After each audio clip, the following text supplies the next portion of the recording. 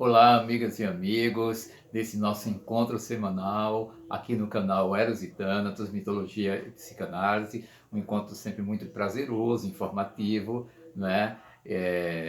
Nosso, e eu espero que para vocês também esteja sendo assim. Bom, né? Nós vamos tratar hoje sobre a questão, dando sequência a um tema que eu já iniciei, né? No processo de construção do conceito de inconsciente, da formulação da teoria psicanalítica por Freud, né? Falei já aqui para vocês sobre a teoria do trauma.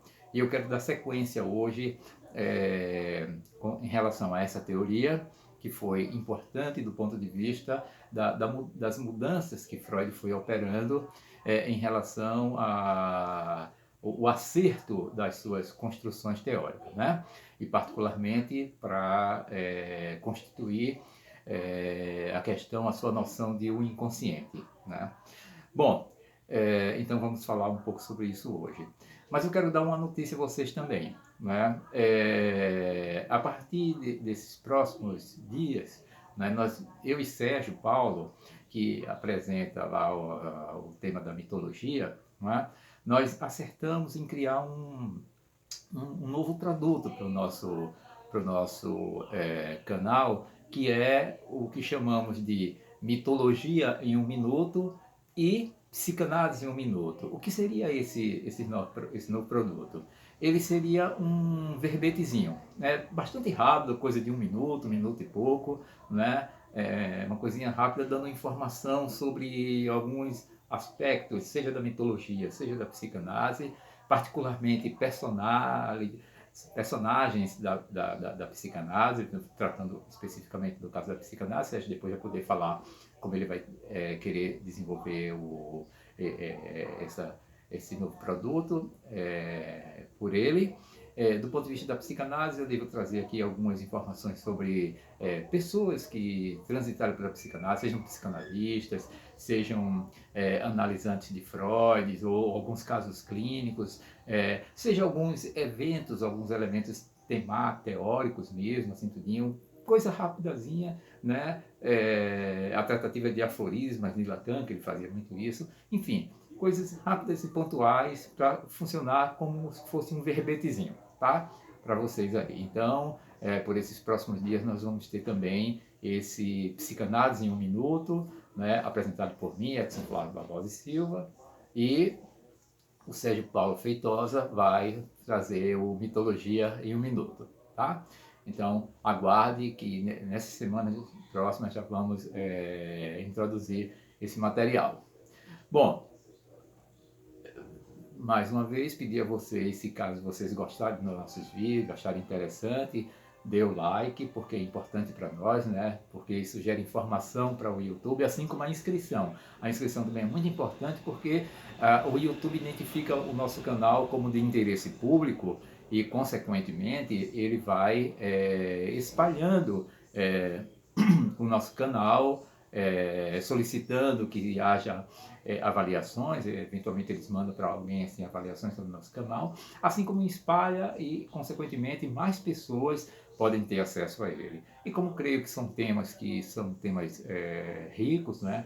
Psicanálise, mitologia, e que são temas que ajudam a pensar não só aspectos clínicos, mas muita coisa do ponto de vista da subjetividade, da condição humana, de como nós funcionamos, né? E a mitologia também é muito importante a gente destacar que a mitologia também tem esse aspecto de trazer compreensões da condição humana, do funcionamento da condição humana, seja pelos aspectos imaginários, ficcionais, seja suas questões simbólicas, enfim, mas a mitologia diz muito também a despeito de humano e de um certo momento histórico da compreensão do humano e também de como ainda hoje as pessoas têm suas relações com essas figuras míticas, com essas representações míticas. Elas nunca deixaram de ter pertencimento às nossas vidas, são temas importantes nas nossas vidas. Mas vamos lá ao tema que vamos nos debruçar hoje, que é a questão do trauma. Bom, como eu falei para vocês, Freud vai tratar dessa questão do trauma através do contato dele com Jean-Martin Charcot, não é? Fazendo um pequeno resuminho daquilo que nós informamos para vocês, desses primeiros passos da teoria freudiana, não é?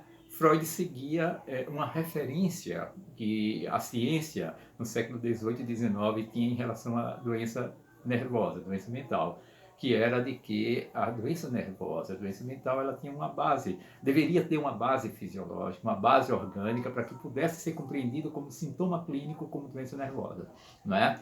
Essa era a compreensão prevalente e não era diferente para Freud.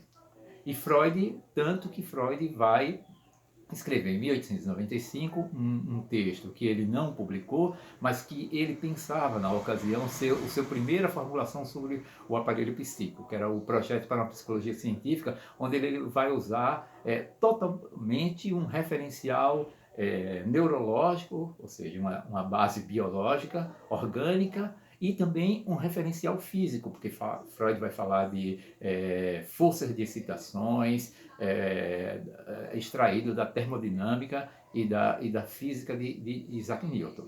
Então, esse foi uma primeira compreensão. No entanto, Freud, quando faz o projeto, ele conversa, dialoga muito com Wilhelm Fliess, que era alguém com quem ele mantinha correspondência, e já vai mostrando a sua mudança de humor em relação ao projeto. Ora ele dizia que estava quase jubiloso, que estava fazendo uma coisa formidável, uma coisa importante, e ora ele dizia para Fliess que, bom, não era bem isso, que achava que não traduzia bem essa questão a partir das noções que ele desenvolvia no projeto, e acabou abandonando o projeto.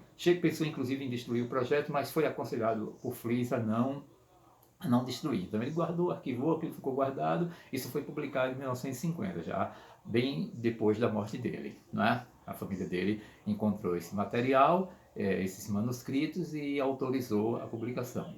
Bom, mas essa compreensão de uma origem fisiológica persistia em Freud e em Charcot também, que trouxe elementos novos e importantes para compreender a questão da histeria, os fenômenos que insistiam em relação à histeria, de modo que posteriormente o próprio Charcot foi começando a fazer uma ultrapassagem da ideia de uma causa meramente orgânica e foi entendendo que havia, no caso da origem das neuroses, particularmente da histeria, uma coisa que seria o que ele chamou de trauma, ou seja, um acontecimento na vida psíquica da tenra infância da pessoa que produzia um efeito traumático e, no entanto, essa pessoa enquanto bebê, porque aquilo aconteceria enquanto bebê, enquanto uma criança, tem infância mesmo. Mas esse evento sintomático, o efeito disso, só viria a se manifestar tempos depois, ou seja, pela adolescência, pela vida adulta jovem ou pela vida adulta madura, né? Freud assimilou essa compreensão e fez essa transição também para a questão do trauma.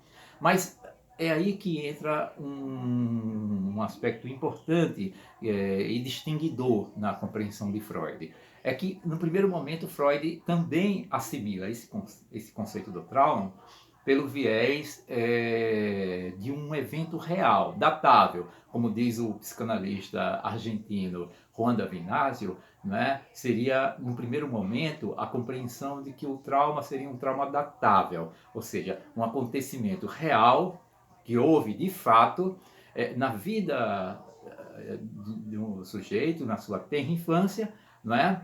Um toque, uma abordagem por parte de pessoas que cuidavam dessa criança, pode ser os pais, pode ser uma babá, pode ser os avós, tios, irmãozinhos, enfim, não é? Aquilo causou uma impressão psíquica e essa impressão psíquica permaneceu inconsciente até o momento que ela possa ter produzido uma manifestação sintomática, tá? Bem depois. Mas, enfim, se o entendimento era de que era um evento real, ou seja, como diz o Juan Davinasio, um trauma datável. Ocorre que, mais adiante, Freud foi se dando conta que esse acontecimento real poderia não ter sido assim, digamos assim, algo propriamente da realidade, né? Ou seja, algo datável, algo que tivesse um registro na história factual daquele indivíduo, não é? E, pelo contrário, poderia ser um acontecimento fantasístico, ou seja, produto da fantasia dele. E é aí que vai haver uma mudança importante na compreensão de Freud da questão do trauma. Ele vai sair da impressão, né, que ele herdara de Charcot, de que era um acontecimento real, né, ou repetindo com Naggio, um trauma datável, né, um acontecimento de fato, e ele vai ter um novo entendimento, e esse entendimento é que se trata de um trauma fantasístico, ou seja, alguma coisa produzida pela fantasia da pessoa. Não aconteceu, não tem nenhum registro necessariamente de um acontecimento real, mas foi uma fantasia do sujeito e que essa fantasia assumiu a dimensão do trauma. Então, no dizer de Juan de Pinásio, né, que eu achei interessante como ele trata isso aí, ele diz o trauma se converte do trauma datável para o trauma fantasístico. No trauma fantasístico tem uma peculiaridade que eu vou dizer para vocês para a gente encerrar a nossa transmissão de hoje, que é o seguinte: no trauma fantasístico, o que poderia ter acontecido é o seguinte: o sujeito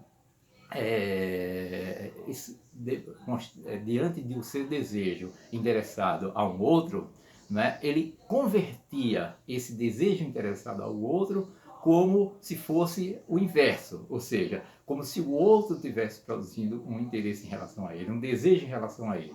E essa inversão é que iria produzir o efeito traumático nesse sujeito, não é? E esse processo permaneceria inconsciente através do processo de recalcamento e só a posteriori, na vida do sujeito, né, já na adolescência ou na vida adulta jovem ou madura, é que iria, através dos mecanismos de defesa, que no caso da histeria seria um mecanismo que vamos chamar de somação, ou seja, a conversão de um aspecto psíquico em uma manifestação somática, né, é que iria de fato acontecer. Mas esse era o detalhe da transição do trauma real para o trauma fantasístico, porque seria uma inversão que o sujeito fazia em relação à relação do seu próprio desejo. Ele transformava um desejo dele pelo outro como se no inverso, ou seja, como se ele fosse alvo de um desejo que isso pudesse produzir um aspecto traumático do outro, ou seja, que ele convertesse o seu desejo na direção contrária, sendo o desejo do outro que pudesse ter causado o efeito traumático, tá? Esse é o ponto da transição da teoria do trauma e da nova concepção que Freud vai ter para ele. Com isso eu encerro a minha transmissão de hoje, agradeço a atenção de vocês, a colaboração que vocês têm dado no nosso canal Tão Expandido e até a próxima. Um abraço.